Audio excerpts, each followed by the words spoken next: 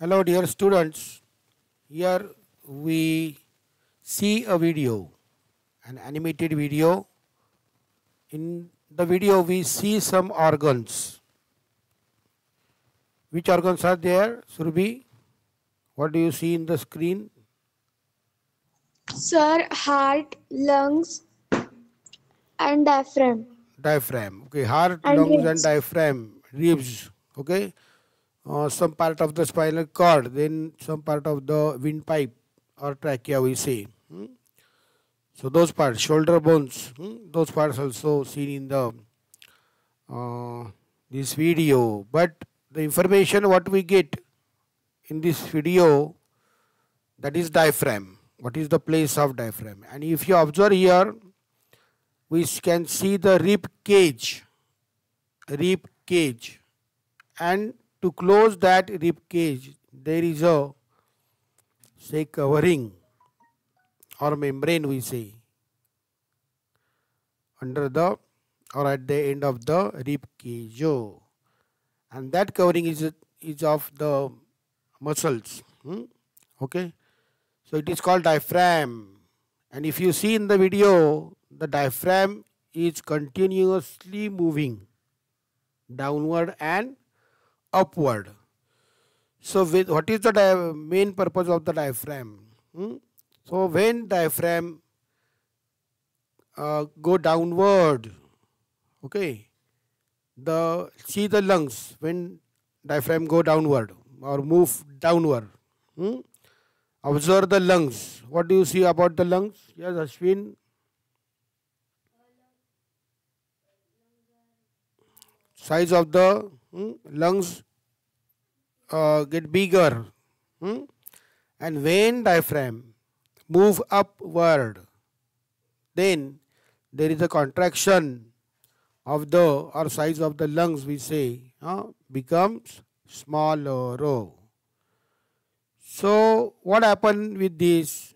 Size of the lungs become greater and then becomes smaller. What is it indicates? It indicates that the process of breathing is going on. So when diaphragm moves down, there is more space for the lung, and lung can absorb or take in the air in it. So air comes in, okay, through nose, then through a windpipe, passes through windpipe and comes in the lungs. So therefore, the lungs size becomes larger. Okay. Then when diaphragm moves upward, then size of the lung we see here becomes smaller, means it is a pressure on the lungs, and due to that pressure there is a contraction in the lungs. So air in the lung throws out of the body through windpipe, passes to windpipe and then throws out with the nose. Okay, so the breathe in and breathe out, this process continually goes on in the lifetime of a human being or organism. Okay, in human being we say because of the diaphragm. If the movement of the diaphragm stops, then we cannot breathe. Okay, then we cannot breathe. So very vital function of the diaphragm we see in our organ system, respiratory organ system. Then second part, heart is also seen in the picture. It also contracts and then relax. So when heart relax, the blood, oxygenated blood and deoxygenated blood, both the type of bloods enter in the heart when it relaxes. When the heart contracts, the blood, deoxygenated blood, pushed through the lungs to mix oxygen in it, and oxygenated blood push towards whole parts of the body because cells need oxygen. to prepare the energy molecules ATP. So that pumping of the blood, in short we can say pumping of the blood is done by the heart, and air take in and air throw out, that function is good by the lungs, and diaphragm perform a vital role in all these functions. Any question, any queries regarding this part? Okay. Now as we are students of semi-English, we just get the concept in Marathi also. So या ठिकाणी आपल्याला रिप केज दिसत आहे. या रिप केज जो part आहे, रिप केज, हा रिप Kaij part जो आहे तो म्हणजे आपल्या बरगडीचा पिंजरा. त्याच्या आतमध्ये इंटरनल ऑर्गन्स जे आहेत, हार्ट आणि लंग्स, हे सुरक्षित असतात, हे आपल्याला माहिती आहे. आता हा रिप केज जो आहे तो खालून झाकून टाकलेला आहे. जसं आपण एखादी उभं एखादं पातेलं वगैरे असेल समजा, आणि ते आपण त्याला झाकण लावून टाकतो, हे का नाही, किंवा त्याला कापड बांधलं जातं, असं असतं का नाही. तसं ते पातेलं उलटं ठेवलं आपण तर कसं दिसेल, किंवा बॉटल उलटी ठेवल्यानंतर कशी दिसेल, खाली त्याला कवर केलं आहे आपण, कापड वगैरे लावले, रबर लावले समजा. आणि तर अशा प्रकारची रचना आपल्याला डायफ्रॅमची दिसते. हा डायफ्रॅम जो आहे त्याची मुवमेंट जी आहे, हालचाल जी ती कंटिन्युअसली खालच्या दिशेने परत वर, परत खाली, परत वर असं इथे होत आहे. ज्यावेळेला डायफ्रॅम हा खाली खेचला जातो, लक्षात घ्या, त्यावेळेला लंग्सला जास्त जागा मिळते हवा ॲब्सॉर्ब करायला, हवा घ्यायला, हवा आतमध्ये घ्यायला लंग्सला जागा मिळते. त्यामुळे डायफ्रॅम खाली गेल्यानंतर लक्षात घ्या आपल्या नाकाद्वारे हवा आत येते आणि विंड पाईपमधून म्हणजे वायुनलिका, त्यातून हवा जी आहे ती आपल्या लंग्समध्ये म्हणजे फुफ्फुसामध्ये येते. पण ज्यावेळेला डायफ्रॅम वर जातो त्यावेळेला फुफ्फुस प्रेस होतात, लक्षात घ्या, त्यांना जागा कमी मिळते. आणि त्यामुळे प्रेस झाल्यामुळे जसं एखादा फुगा आपण दाबला समजा, तर काय होतं, फुग्यातली हवा काय येईल, बाहेर पडेल, ओपन असेल त्या ठिकाणी, तर लक्षात घ्या. आणि म्हणून त्याप्रमाणेच लंग्स ज्या वेळेला प्रेस होतात डायफ्रॅम वर गेल्यामुळे, त्यावेळेला ती हवा जी आपल्या लंग्समधील ती विंड पाईपमध्ये, आणि विंड पाईपमधून हवा जी आहे ती नोजद्वारे बाहेर फेकली जाते. त्यामुळे ब्रीथ इन, ब्रीथ आउट, ज्याला आपण रेस्पिरेशन, इन शॉर्ट रेस्पिरेशन आपण म्हणतो, किंवा ब्रिदिंग म्हणतो आपण, ते ब्रिदिंग प्रोसेस जी आहे ती या डायफ्रॅममुळे कंटिन्युअसली आपल्या शरीरात चालू असते. माणूस जोपर्यंत जिवंत आहे तोपर्यंत डायफ्रॅमची हालचाल चालू असते. डायफ्रॅमची हालचाल जर संपली, थांबली, तर श्वासोच्छ्वास होणार नाही, आणि ऑक्सिजन न मिळाल्यामुळे आपल्याला पुढची कामंसुद्धा सगळी लाईफ प्रोसेसेस ज्या त्या होणार नाही, हे आपल्या नक्की लक्षात येईल. काही शंका असेल तर विचारू शकता, नाहीतर आपण पुढचा पार्ट हा मुलांना आपण बघूया. इथपर्यंत मला वाटतं सगळ्यांच्या लक्षात आलेलं आहे.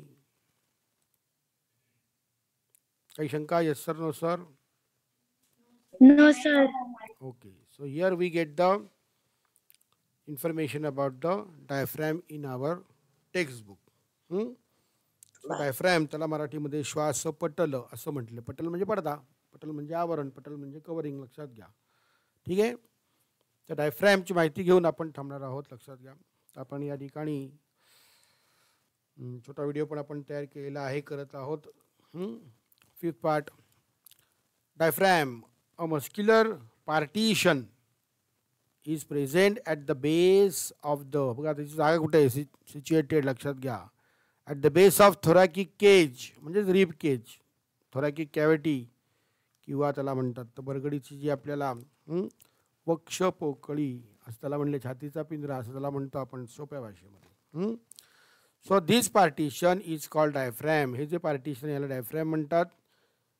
It is present between the thoracic cavity and the abdominal cavity. बघा आपल्या शरीरामध्ये पोकळ पोकळ भाग आहेत, छातीचा पिंजरा पोकळ आहे, लक्षात घ्या. त्यामध्ये पोट जे आहे ते पोटाचा सुद्धा भाग जो आहे तो पोकळच आहे, त्याच्यामध्ये आतडी वगैरे अशी बसवलेली आहेत, अलग लक्षात, त्यामुळे तो पोकळच आहे, पोकळी म्हणतात त्याला. तसं वक्ष पोकळी आणि ॲबडॉमिनल म्हणजे उदर पोकळी, लक्षात, पोट ज्याच्यामध्ये आहे, आतडी ज्याच्यामध्ये, त्या, तर या दोघांच्या मध्ये बिटवीन, लक्षात घ्या, हा डायफ्रॅम असतो. Simultaneous rising up ribs and lowering of the diaphragm, हे एकाच वेळेला होतं बघा. रायझिंग अप म्हणजे परकड्या फुगतात वर जातात बरगड्या, बरोबर आहे, आणि डायफ्रॅम मात्र खाली जातो. याचा अर्थ जास्त जागा उपलब्ध होते लंग्स करता. Causes the decrease in the pressure on the lungs, लंग्सवरील प्रेशर कमी होते.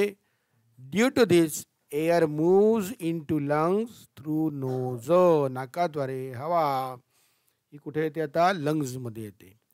Wien ribs return to their original position, जेव्हा आपली छातीची बरगडी जी आहे ती ओरिजिनल पोझिशनमध्ये जातात त्यावेळेला डायफ्रॅम जो आहे तो काय होतो तर वर खेचला जातो, राइजेस अप.